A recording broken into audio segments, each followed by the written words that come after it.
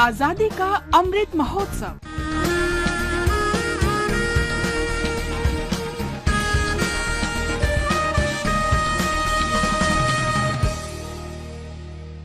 आजादी का सफर आकाशवाणी समाचार के साथ 3 मई 1939 को नेताजी सुभाष चंद्र बोस ने फॉरवर्ड ब्लॉक के गठन की घोषणा की। 1939 में भारतीय राष्ट्रीय कांग्रेस के अध्यक्ष पद से नेताजी के इस्तीफे के बाद फॉरवर्ड ब्लॉक इसके भीतर एक गुट के रूप में उभरा। इसका संविधान और कार्यक्रम 22 जून 1939 को बॉम्बे में इसके पहले अखिल भारतीय सत्र में अपनाया गया था। सुभाष चंद्र बोस ने अपने अध्यक्षीय भाषण में निकट भविष्य में पूर्ण स्वराज की प्राप्ति के लिए ठोस कार्य योजना दी।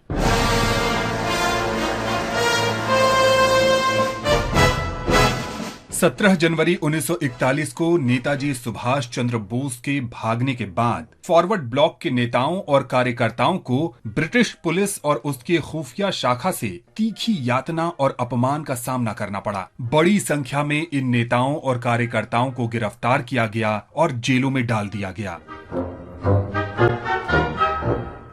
फॉरवर्ड ब्लॉक को जून 1942 में प्रतिबंधित घोषित कर दिया गया था। इसे हालांकि अवैध घोषित कर दिया गया था, लेकिन फिर भी इसने 1942 में भारत छोड़ो आंदोलन का समर्थन किया। इनमें सरदुल सिंह कविशर, शीलभद्र याजी, एच.वी. कामत, आर.एस. रुइकर, के.एन. जोगलेकर, मुकुंद लाल सरकार और यू मुथुरालिंगम थेवर जैसे पार्टी के राष्ट्रीय स्तर के नेता शामिल थे।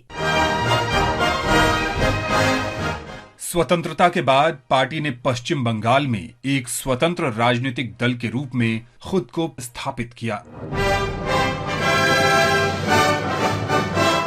हम स्वतंत्रता सेनानी ज्वाला प्रसाद को भी आज के दिन याद कर रहे हैं, जिन्हें 3 मई 1860 को अंग्रेजों ने मार डाला था। वो उत्तर प्रदेश के कानपुर से थे और उन्होंने भारतीय स्वतंत्रता के पहले युद्ध में सक्रियता से भाग लिया था। उन्होंने कानपुर में सेना का नेतृत्व किया और ब्रिटिश सेना के खिलाफ कई युद्ध लड़े। वो नाना साहब के मुख्य लेफ्टिनेंट बने और जब अंग्रेज कानपुर छोड़ रहे थे तब तांत्या टोपे, अजीमुल्लाह खान, बाला साहब और टिक्का सिंह के साथ सती चौरा घाट पर भी मौजूद थे।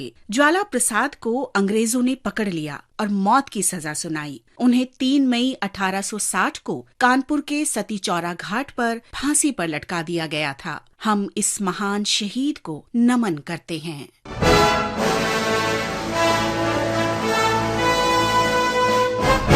हम क्रांतिकारी स्वतंत्रता सेनानी सुशील चंद्र कुमार सेन गुप्ता को भी याद करते हैं, जो 3 मई 1915 को शहीद हुए थे। उनका जन्म दिसंबर 1892 में असम में हुआ था। बाद में वे पश्चिम बंगाल में कोलकाता चले गए। अलीपुर बम मामले में अरबिंदो घोष के मुकदमे के दौरान व्यक्तियों को पीटने वाले हवलदार को मारने के कारण उन्हें भी पीटा गया। क्रांतिकारियों के मानिकतला समूह का सदस्य होने के कारण सुशील चंद्र पर अलीपुर बम मामले में मुकदमा चला, लेकिन उन्हें बरी कर दिया गया था। रिहाई के बाद सुशील चंद्र ने कोलकाता में बलिया घाट छापेमारी में भाग लिया और फरवरी 1915 में पथूरिया घाट में मुखबिर निरोध हल्दर की हत्या में भी शामिल थे। 3 मई 1915 को उन्होंने नादिया में खलीलपुर छापेमारी में भाग लिया, जहां 2 सब इंस्पेक्टरों और कुछ कांस्टेबलों ने उन्हें रोकने का प्रयास किया। इस झड़प में पुलिस ने गोली मारकर सुशील चंद्र की हत्या कर दी थी। हम इस महान वीर को नमन करते हैं।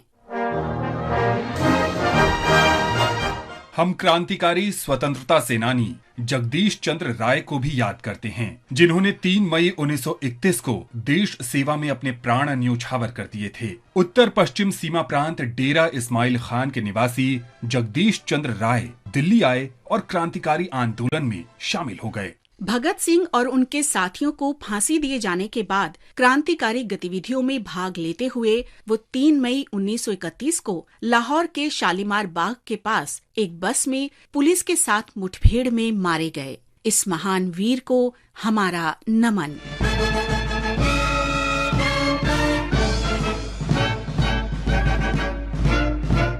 हम इंडियन नेशनल आर्मी के सदस्य केसरी चंद शर्मा को भी याद करते हैं, जिन्हें 3 मई 1945 को अंग्रेजों ने मार डाला था। दिल्ली के निवासी केसरी चंद को बर्मा के मोर्चे पर इम्फाल के पास लड़ाई के दौरान ब्रिटिश सेना ने पकड़ लिया था। दिसंबर 1944 में राजा सम्राट के विरुद्ध युद्ध छेड़ने के लिए उन पर मुकदमा चलाया गया और कोर्ट मार्शल में मौत की सजा सुनाई गई। 3 मई 1945 को उन्हें दिल्ली जेल में फांसी दे दी गई थी। भारत के इस महान सपूत को हमारा नमन।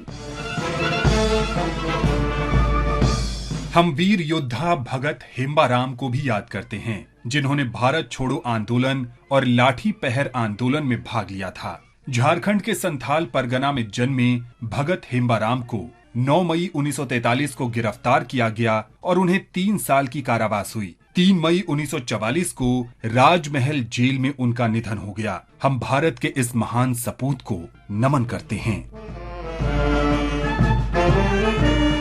इसके साथ ही आजादी का सफर आकाशवाणी समाचार की संग श्रृंखला का ये अंक संपन्न होता है। कल फिर मिलेंगे अगली कड़ी में।